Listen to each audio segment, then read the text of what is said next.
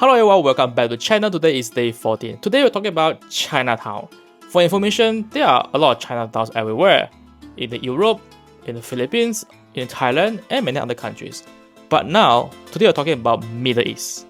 In fact, you see growing numbers of Chinatowns in Middle East. And also, you go to Dubai Mall, you also see a Chinatown inside the mall.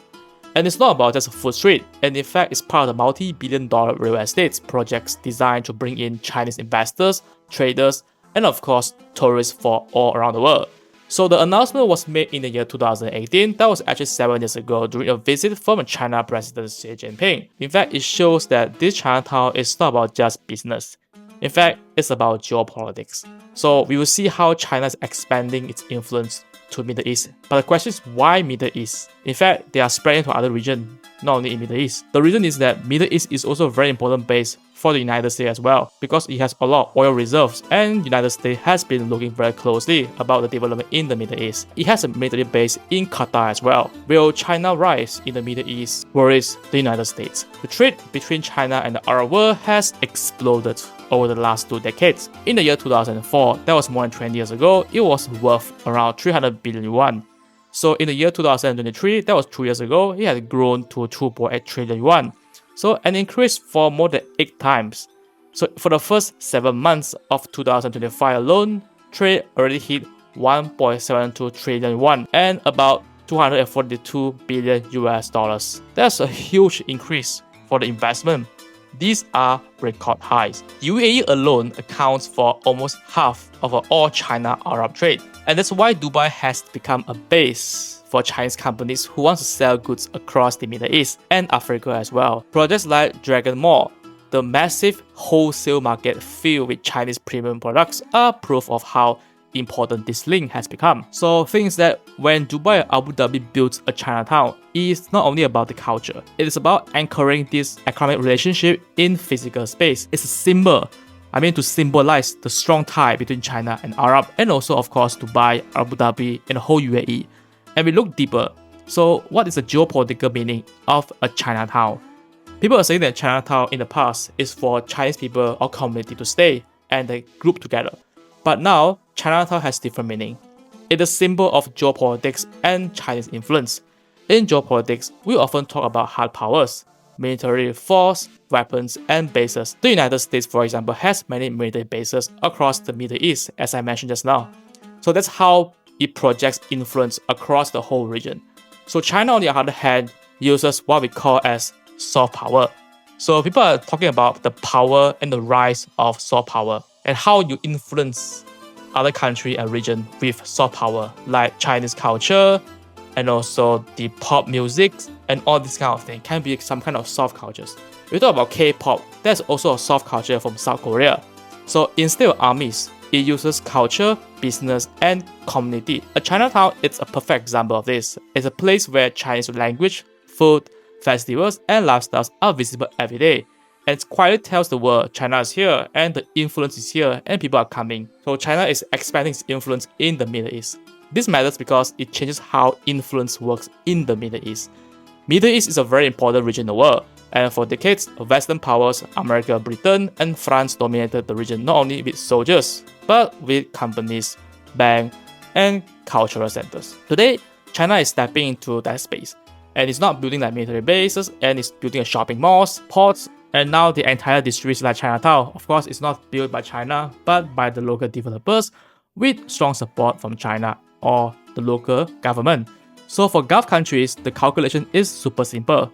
They want to diversify beyond oil. They want to attract foreign investment. And Middle East is a place where they are not only close to China, they are also close with the United States, Europe, and even Russia.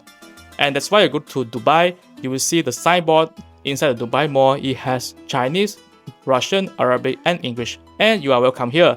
So bring your businesses, your workers, your tourists to the Middle East. Let's grow together. And there will come, of course, money. Alright, but on the other level, it is about aligning with China Belt Road Initiative. The Middle East is the key link in its global strategy to connect Asia to Europe and Africa.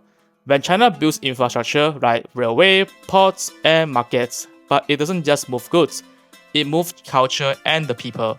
And that's why Silk Road or Belt Road Initiative is more than just moving goods, but about expanding and the spread of influence, or to be more specific, Chinese influence. They are cultural outposts of Belt and Road. Now let's think about the future of the Chinatowns in the Middle East. So what will be the impact, or what are the possible impacts of all these Chinatowns in Bahrain, Dubai, Abu Dhabi, and even Saudi Arabia? So what happens with 10,000 Chinese families settled in Gulf countries? They open restaurants, shops, schools, and they celebrate Chinese New Year, and they bring traditions, languages, and networks. So over time, this community become permanent. But of course, they come with a small group numbers, with regulations, immigration regulations from the local government. So Chinatown itself is more like a symbol to showcase the strong tie between China and the Middle East. And that's why this geopolitics enters the game. They symbolize long-term relationship. When the local government start thinking not only about trade with China, they're also thinking about the needs of Chinese residents, or especially investors who wants to invest in the Middle East, or they want to work in the Middle East as an expat. So slowly, China becomes part of a social fabric. For the United States and Europe, this is a challenge. They still have a military power in the Middle East, especially in Qatar and so on. But influence is no longer just about who has the most aircrafts or who has the military might. It's about soft power, who can project their soft power in an effective way and penetrate into the local community. Well, it still takes time for China to expand its influence, but there are questions. Will Chinatowns integrate smoothly into a local community, or they will just separate? Well, I would say that it's still a symbol, and the local are still the majorities that control the whole country. So it will not be so-called diluted by Chinese culture. So it's more like a symbol to showcase strong ties with China and the Middle East. But one thing is very clear, the presence of Chinatowns shows China's rise. It's not only about numbers on the trade, but it's about the future influence, the future ties between both regions, China and the Middle East. So there'll be more Chinese coming to showcase Chinese investment, cultures. There will be a strong exchanges in terms of culture between the Eastern culture and also the Middle East. So in the 20th century, geopolitics in the Middle East was shaped by Western powers through oil, armies, and embassies. In the 21st century, we see some other powers like China is now trying to shape the region with markets, migrations, and of course, soft powers. So when you walk to Dubai Mall, that you see a Chinatown. So this is a photo that I took when I went to Dubai. So you can enjoy the photos that I shared here. And also, do not forget to subscribe for more content about this, about Chinatowns, about geopolitics, and also my personal opinion about what is happening around the world, and also my personal experiences. Alright, so see you in the coming videos, and do not forget to subscribe for more content like this. And see you in the coming videos. Bye bye.